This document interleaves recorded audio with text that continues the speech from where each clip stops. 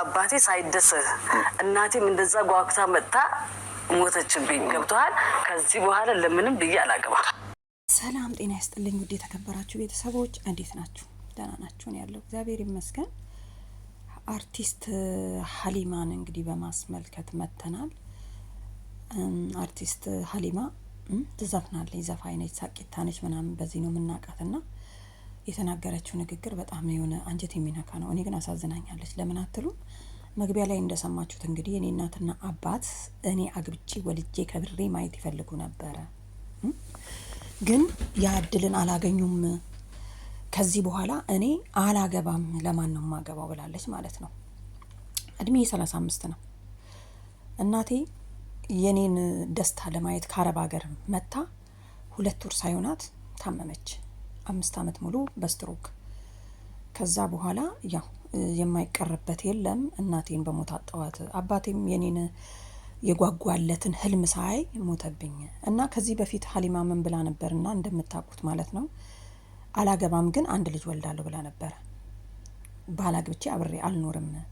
እና በጣም ኮመንተሮች ምናምን ይሄ ዝሙት ነው፣ ለምንድን ነው አለባል ሳታገቢ እንዳትወልጂ ብለው በጣም ብዙ አስተያየቶች ሲመጡብኝ ታውኩት። ምክንያቱም ከአስተያየት በላይ አይደለሁም ምን ያለች ማለት ነው። እና አንዳንድ ጊዜ የሰዎችን ፍላጎት መዝጋት የለብንም። ምክንያቱም እቺ ሰው አሁን 35 ዓመቴ ነው አላገባም ብላለች። ዛሬ ላይ ብታገባ ፏ ብላ ፈታ ብላ ታገባለች፣ ሰርግ ደግሳ ምናምን ማለት ነው። ገና ናት 35 ማለት ገና ሴት ልጅ እስከ 45 ድረስ ራሱ ማግባት ይችላል በአሁኑ ጊዜ ማለት ነው። ዋናው ራስን መጠበቅ ነው ይመስለኛል ሳስበው ማለት ነው። ለምን አትሉ? እያየናቸው ነው። ብዙዎችን ሰዎች እኮ ከማየት ይረዳሉ። ግን እስከዛ ሳታገቡ ቁጭ በሉ ምናምን ማለት አይደለም። እኔ አሁን ደግሼ ገና ላገባ ነው፣ አልተገኘም እንደውም እስከሚገኝ። እና ቤተሰብ ምን ለማለት ፈልጌ መሰላቸው?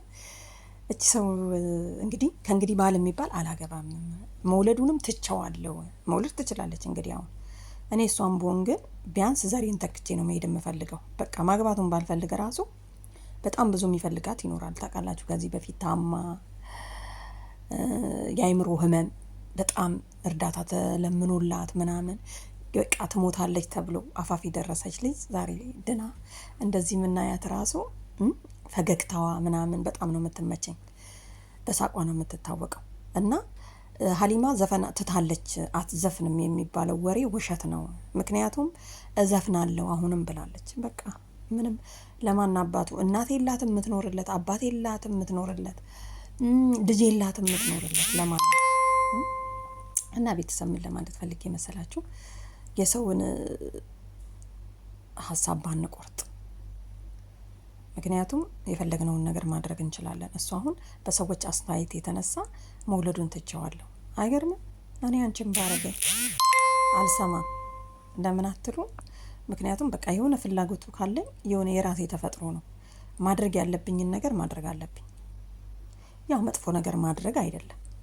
እና ሀሊማዬ ካስተያየቷ በጣም ያሳዘነችኝ እናትና አባቷን ማጣቷ፣ እናትየው ከአረብ ሀገር ተመልሳ መምጣቷ፣ የእሷን ማረግ ለማየት ማለት ነው። እና እሱም ሳይሳካላቸው እንዳረፉ፣ አባት እንዳረፈ። ስለዚህ ከእንግዲህ በኋላ ተስፋ እንደሌላት እኮ ነው አሁን የቆጠረችው ማለት ነው። ስለዚህ የኔ መልእክት ምንድነው መሰላችሁ? እንኳን 35 40 ዓመት ቢሆን አሁንም ማግባት ትችያለሽ። ግን አላገባም ያለችው ምክንያቱ እሷ ምን ብታይ ነው? አግብቶ ከመኖር ብላ ነበር ባለፈ ማለት ነው ተንገብግባ። ግን አላገባም ብቻዬን ላጤ ሆኜ መኖሩ ተስማምቶኛል፣ ግን 1 ልጅ ወልዳለሁ ብላ ያው በእኛው አፍ ልትዞሙቺ ነው ወይ? ባል ሳይገባ ልጅ አይወለድም ምናምን ምናምን። ኧረ ተው፣ ሳይገባ ስንቶቻችን ወለድን አይደል እንዴ? ስንቶቻችን አሳደግን አይደል እንዴ? 4 5 ልጅ።